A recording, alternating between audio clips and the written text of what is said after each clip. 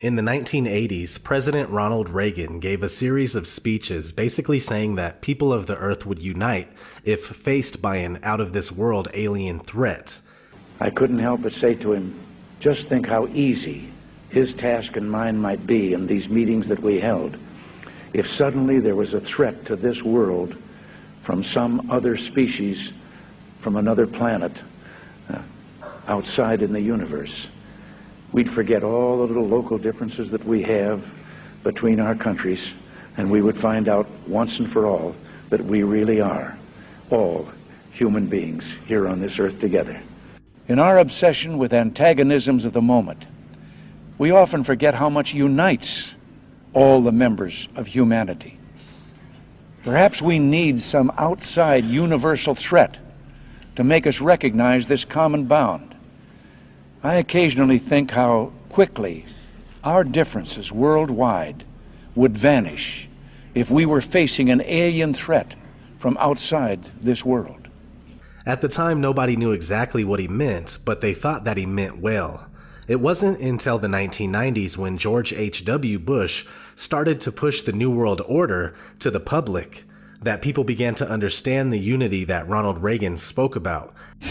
Out of these troubled times, our fifth objective, a new world order, can emerge. We have before us the opportunity to forge for ourselves and for future generations a new world order.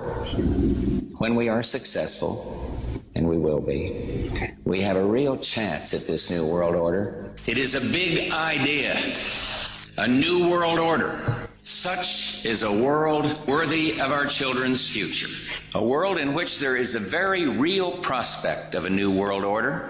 And that's why I wanted to speak to you today about the new world taking shape around us, about the prospects for a new world order now within our reach. I'll be talking in some detail about the possibility of a new world order, the quest for the new world order. New world order. The new world order really is a tool for addressing a new world of possibilities. It wasn't exactly the kind of unity that would benefit the masses, but the elite, as they would have us united under the control of a one-world government, a one-world religion, a one-world everything. So we have a solid connection between the New World Order and an alien invasion, especially since George H.W. Bush was vice president to Reagan and his successor. It even goes in order: alien invasion, New World Order; alien invasion, New World Order. If suddenly there was a threat to this world from some other species, from another planet, outside in the universe.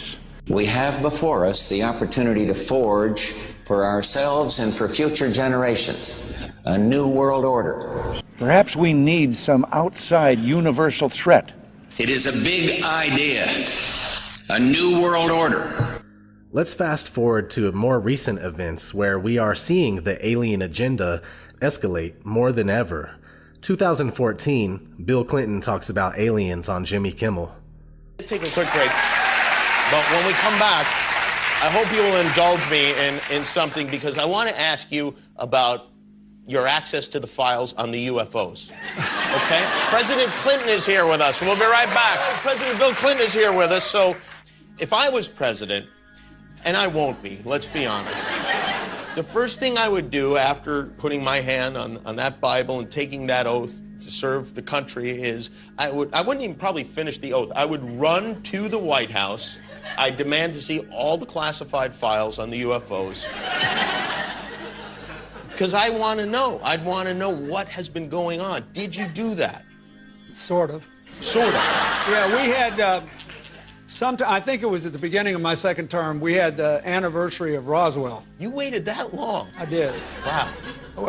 Well, I didn't. And then there's also Area 51. You remember there was a great sci-fi movie where there was an alien kept deep under the ground in Area 51? Well, first I had people go look at the records on Area 51 to make sure there was no alien down there. And people thought that because everybody who works there has to stop about an hour away and put on special clothing and then drive in and out. And that's because a lot of our stealth technology is made there. We know that now, but there are no aliens there. So then when the Roswell thing came up, I knew we'd get, gazillions of letters. So I had all the Roswell papers reviewed, everything. Well, I think, look, what do we know? We know now we live in an ever-expanding universe. We know that there are billions of stars and planets literally out there, and the universe is getting bigger. We know from our fancy telescopes that just in the last 2 years, more than 20 planets have been identified outside our solar system that seem to be far enough away from their suns and dense enough that they might be able to support some form of life. So it makes it increasingly less likely that they might be able to support some form of life. So it makes it increasingly less likely that we're alone. Oh, you're trying to give me a hint that there are aliens. No, I'm trying to tell you I don't know. Oh, you're trying to give me a hint that there are aliens. No, I'm trying to tell you I don't know. Oh. But if we were visited someday, I wouldn't be surprised. I just hope that it's not like Independence Day. Yeah, right. Movie, that it's a conflict. Well, now we have friendly Maybe the only way to unite this incredibly divided world of ours. They're out there. We better think of how all the differences among people on Earth would seem small if we felt threatened by a space invader. That's the whole theory of independence. You're right. You're right. Everybody gets together and makes nice and, Perhaps we need some outside universal threat. 2015, Barack Obama talks about aliens on Jimmy Kimmel. This is something I feel like, if I was the president, and it's unlikely that that is ever going to happen. You never know. If I was the president... It was unlikely that I was going to be president. The moment I was inaugurated, my hand would it'd still be hot from touching the Bible, and I would immediately race to wherever they have the files about Area 51 and the UFOs, and I go through everything to find out what happened. Right. Did you do that? That's why you will not be president. Because that's the first thing that you would do. The aliens won't let it happen. You reveal all their secrets. They exercise strict control over us. Now, there are a lot of people that are going to examine your facial expressions here, every twitch, everything, and say, and of course, so did you look? Did you see? Did you explore? I can't reveal anything. Oh, really? Because President Clinton said he did go right in, and he did check, and there was nothing. Well, that's what we're instructed to say. All right. 2016, Hillary Clinton talks about aliens on Jimmy Kimmel. When we had your husband, President Clinton, on this show, he said, I asked him about UFOs in Area 51, and if he looked in, because if I was president, that's the first thing I do. I go right into those files and see what was going on. Right. And he said that he did do that. Yes. And that he didn't find anything. Well, I'm gonna do it again. Yeah, why not? Right? And there's a new name. It's unexplained aerial phenomenon. Unexplained aerial phenomenon, really? Yep, UAP. That's the latest nomenclature. I like the old one. I like UFO. I don't know why. Well, I think we can use them interchangeably, but I would like us to go into those files and hopefully make as much of that public as possible. If there's nothing there, let's tell people there's nothing there. What if there is something there? Well, if there is something there, unless it's a threat to national security, I think we ought to share it with the public. Well, what if everybody's all hopped up on medical marijuana and everybody gets paranoid? I would love it. That's why I want more research. If you share it with me, I'll decide what is the best course of action. I really have my ear to the ground. Well, I'm more than happy to do that. In my line of work, you got to keep repeating things over and over and over again for the truth to sink in, to kind of catapult the propaganda.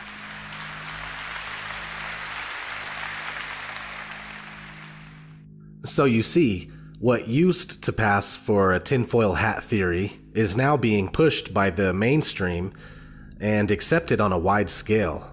In fact, the popular theoretical physicist Michio Kaku seems to be a pawn for programming the masses with the belief in aliens. A crisis of leadership. We've been talking about this all week. But what if there was some sort of outer space crisis? An alien invasion sounds crazy, perhaps, but then who thought we'd ever see the stock market swing 5% a day all week long? So maybe it's not as far-fetched as it sounds. If aliens invaded, who would step up to lead us in that fight, and could we even win?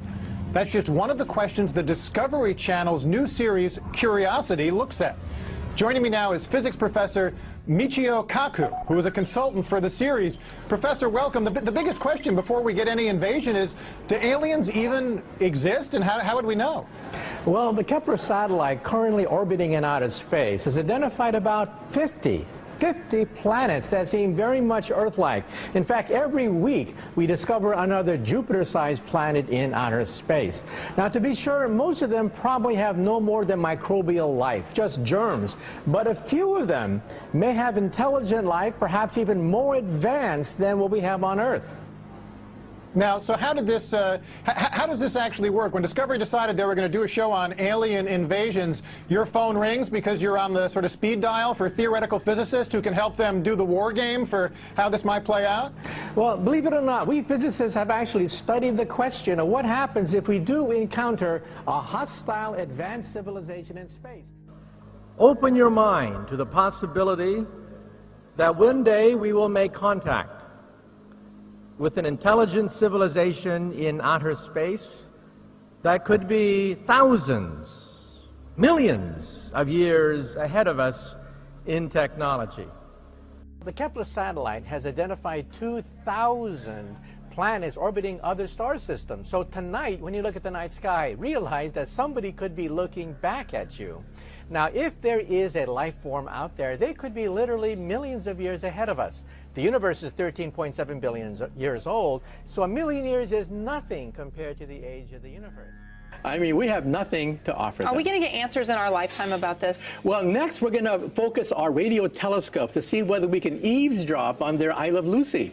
Maybe they too have, Leave It to Beaver and TV shows like that. So we're going to focus our radio efforts now on this star to see whether there's any regular radio emissions from that planet.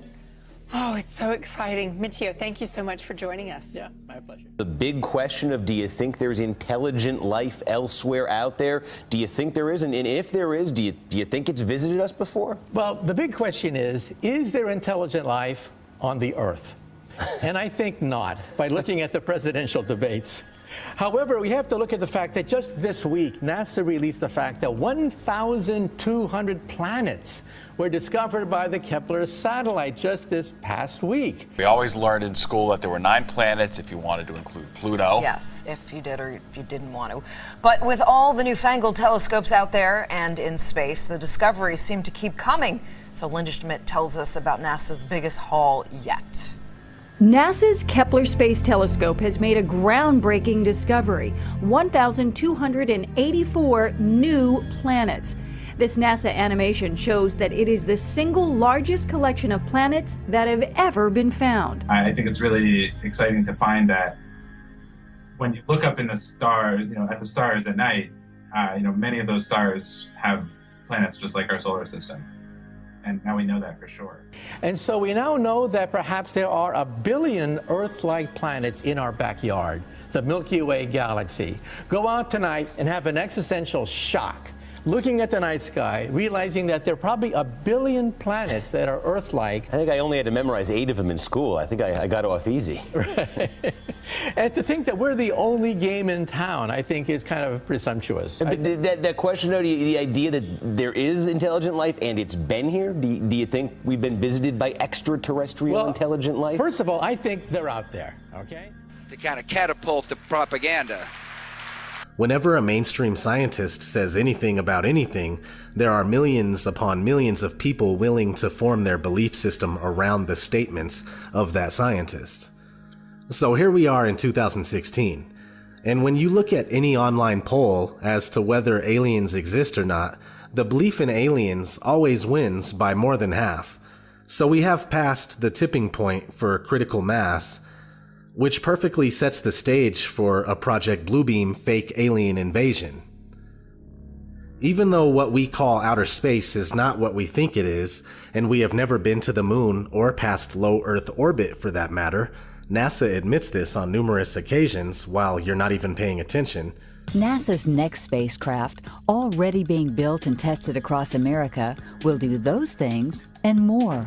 This is the spacecraft that's going to take humans to explore the solar system. It's the next big step for NASA in exploration. Called the Orion Multipurpose Crew Vehicle, or MPCV, this next-generation spacecraft will enable America to explore beyond low Earth orbit. As we get further away from Earth, we'll pass through the Van Allen belts, an area of dangerous radiation. But Orion has protection. Shielding will be put to the test as the vehicle cuts through the waves of radiation. Sensors aboard will record radiation levels for scientists to study. We must solve these challenges before we send people through this region of space. The plan that NASA has is to build a rocket called SLS, which is a heavy lift rocket. It's something that is much bigger than what we have today, and it will be able to launch the Orion capsule with humans on board, as well as landers or other components to destinations beyond Earth orbit. Right now, we only can fly in Earth orbit. That's the farthest that we can go. And this new system that we're building is going to allow us to go beyond and hopefully take humans into the solar system to explore. So the moon, Mars, asteroids, there's a lot of destinations that we could go to, and we're building these building block components in order to allow us to do that eventually. So this leads me to flat Earth and why, if we knew the Earth is flat and enclosed by an impenetrable barrier, Project Bluebeam would not work. If we all understood the truth about where we live, most likely the belief in aliens would be very rare. But since they lie to us and would have us believe that there are billions of galaxies and billions of other planets, the belief in intelligent extraterrestrial life becomes the norm. Not only that though, outer space and alien programming have been underway for quite some time. From a trip to the moon in 1901 to 10 Cloverfield Lane in 2016. The Tavistock Institute and Hollywood have been hard at work trying to introduce the masses to new ideas and manufacture our opinions. They've done a great job. We went from knowing that aliens don't exist to believing in aliens 100% without a shred of evidence. UFOs, on the other hand, are very real, unidentified flying objects. But all it is suppressed top-secret government and military technology. They will utilize these top-secret crafts to trick us into believing in an alien threat. They will also use holographic projections and something like the silent subliminal presentation system that can beam voices into our heads, which has already been patented for years now. Look it up.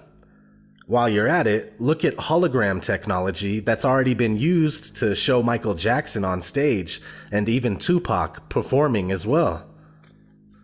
One last note, pay attention to the timing of alien programming. For instance, Hillary talking about aliens on talk shows and promising to disclose classified information about extraterrestrials when in office, and the release of Independence Day 2. The timing of these things says a lot in itself.